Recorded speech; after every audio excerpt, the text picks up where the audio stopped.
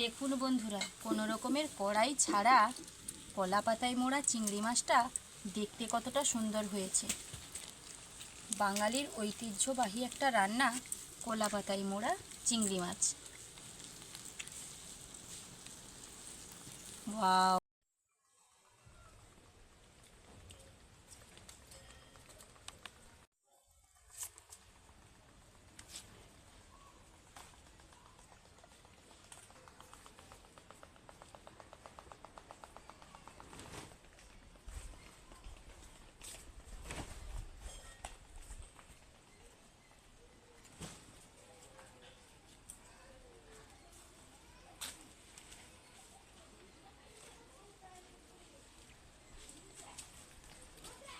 নমস্কার বন্ধুরা, আমি দেবজানি। আপনাদের চ্যানেল দেবজানি রান্নাঘর উইথ ভিলেজ ফুডে আপনাদের সবাইকেই স্বাগত জানাই।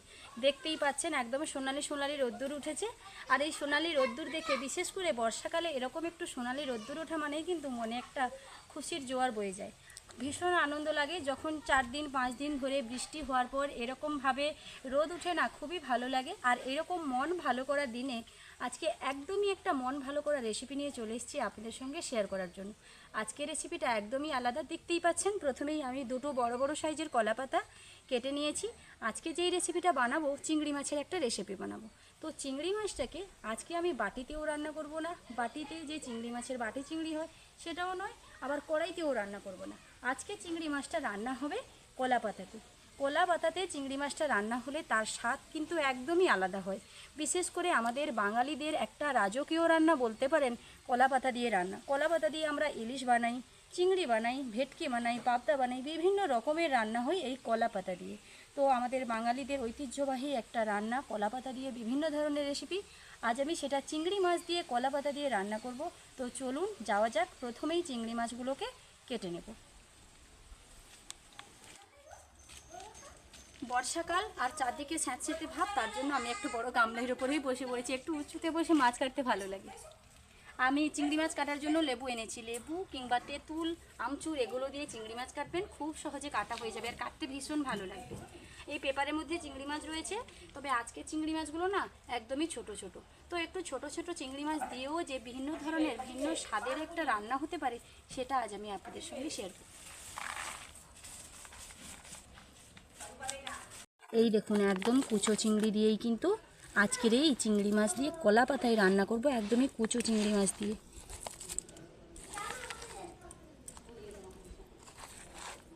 তো আমি চিংড়ি মাছগুলোর উপরে না ভালোভাবে লেবুর রস দিয়ে দেব।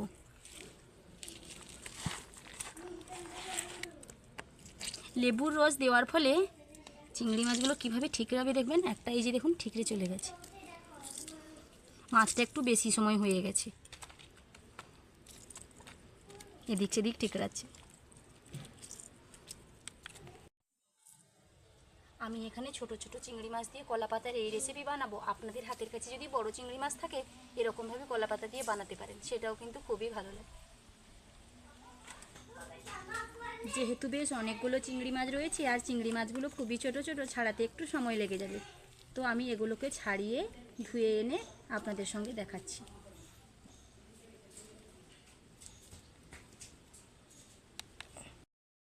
আমি ভালোভাবে ধুয়ে নিয়েছি। আর বলেছিলাম যে ছোট ছোট চিংড়ি, কিছু ছোট চিংড়ি না আমি বাড়িতে রেখে দিয়েছি।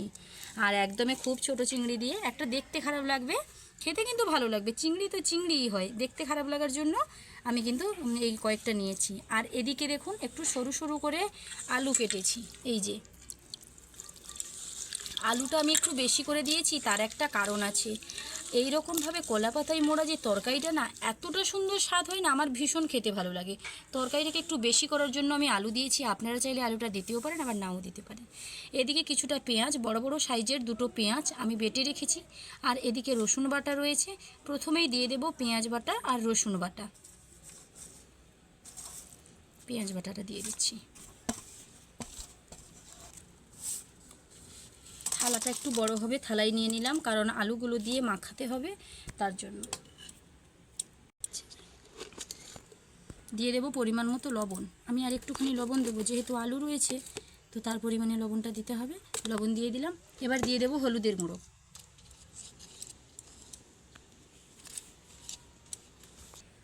ঝালের জন্য দিয়ে দেবো লঙ্কার গুঁড়ো, দিয়ে দেবো জিরার গুঁড়ো, এইবার দিয়ে দেবো অল্প করে একটু কাশ্মীরি লঙ্কার গুঁড়ো। সবশেষে যেটা দিতে হবে, চিংড়ি মাছ মানেই কিন্তু একটা সরিষার তেলের ব্যাপার।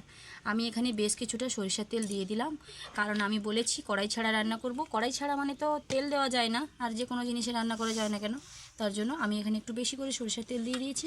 আলুগুলোকে ভালোভাবে চটকে ধুয়ে নিয়ে জল ঝরিয়ে দিয়ে দেবো।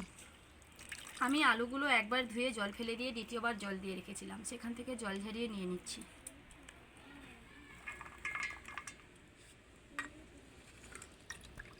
এখন তো চিংড়ি মাছের সিজন চলছে, বর্ষাকাল মানেই কিন্তু ধানের খেতে প্রচুর প্রচুর চিংড়ি মাছ উঠবে। ধানের খেতে বাকি বসালে এরকম চিংড়ি মাছ কিন্তু পাওয়া যায়। তবে সবাই কি আর ধানের ক্ষেত রয়েছে না বাকি বসাতে পারবেন? বাজার থেকে এরকম চিংড়ি মাছ কিনে এনে এই রকম বিশেষ করে সোনালি সোনালি যখনই রোদ্দুর উঠবে, সোনালি রোদ্দুরে কলা পাতায় মোড়া এই চিংড়ি মাছ অসম্ভব মজাদার কিন্তু খেতে লাগে।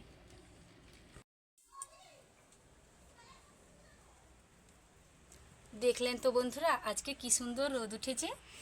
আমি প্রথমেই বলেছি এমন সুন্দর রোদ দেখে না মনটা ভীষণ খুশি খুশি লাগছে।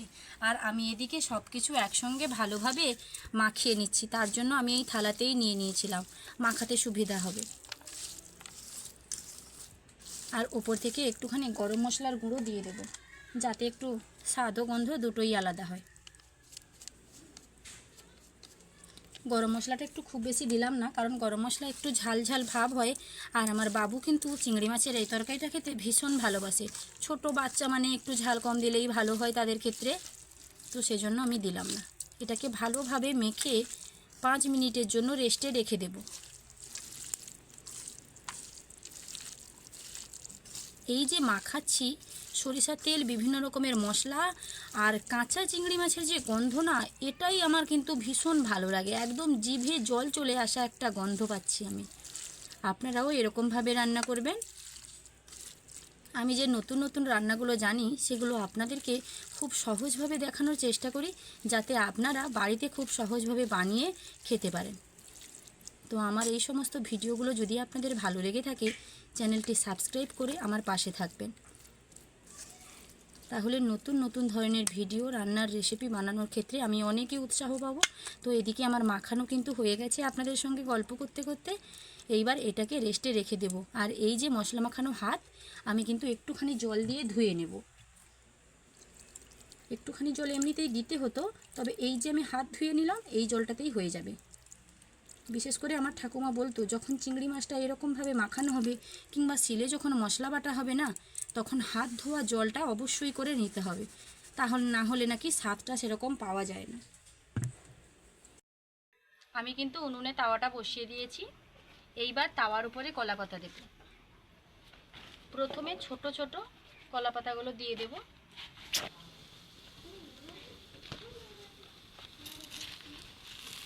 প্রথমে 2টো কলা পাতা দিয়েছি, ওপরে আরেকটা কলা পাতা দিয়ে দিলাম। এইবার মাছগুলো দিয়ে দেব। মাখিয়ে রাখা মাছগুলো এইবার দিয়ে দিচ্ছি। কলা পাতার যে ডাঁটা ছিল আমি কিন্তু সেটা কাটতে ভুলে গেছি। কলা পাতার যে ডাঁটাটা পেছন দিক দিয়ে যদি ছুরি দিয়ে একটু কেটে দিতাম না, তাহলে এই সমস্যাটা আসতো না। আমি সেটা কাটতে ভুলে গেছি, তার জন্য এরকম একটু সমস্যা দেখা গেছে।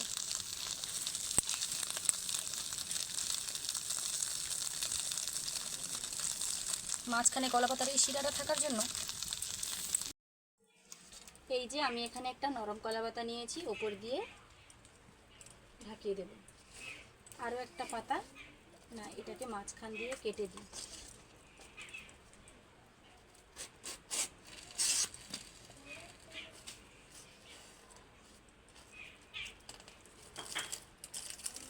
কলা পাতাগুলো সাইডে একটু আঁচ লাগার জন্য পুড়ে গেছে, তবে ওটা কোনো ব্যাপার না। এইরকম চারদিক থেকে মুড়ে নিতে হবে।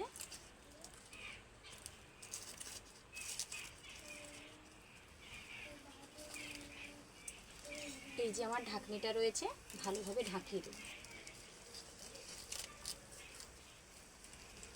সাইডে যে বেরিয়ে থাকলো ছুরি দিয়ে কেটে দেব, যাতে একদম না বেরিয়ে থাকে।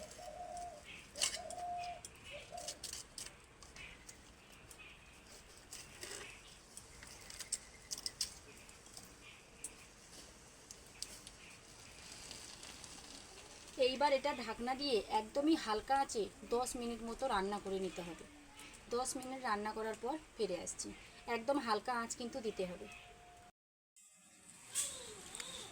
15 থেকে 16 মিনিট কিন্তু হয়ে গেছে, তবে উনুনের আঁচটা একদমই কমিয়ে দিয়েছিলাম।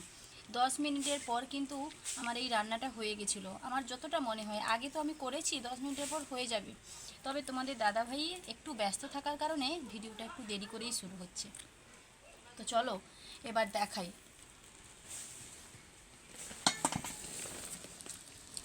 একের পর এক পাতাগুলো আমি খুলবো আর আপনারা দেখতে থাকুন কলা পাতায় মোড়া এই চিংড়ি মাছ দেখতে কীরকম হয়েছে। বিশেষ করে কলা পাতায় মোড়া এই চিংড়ি মাছের তরকারির স্বাদটা এত সুন্দর হয়, এত সুন্দর হয়, না খেলে বোঝা যাবে না। আমি যখন দিয়েছিলাম চারদিক থেকে হালকা হালকা কিন্তু জল বেরিয়ে গেছিলো, আর কিছু সময় হওয়ার পর জলটা একদম শুকিয়ে গেছে। যেরকমভাবে আমরা বাটি তরকারি রান্না করি না, ঠিক সেই রকম হয়ে গেছে। দেখতে কি সুন্দর লাগছে দেখুন। আপনাদের অনেকেরই মনে হচ্ছে না তাও তো এরকম রান্না করেছে, কীরকমভাবে এটাকে নামাবে। এই যে দেখুন, ভেতর দিয়ে আমি খুন্তি কিন্তু ভরে দিয়েছি, আর এই যে খুব সোজা কিন্তু চলে আসবে।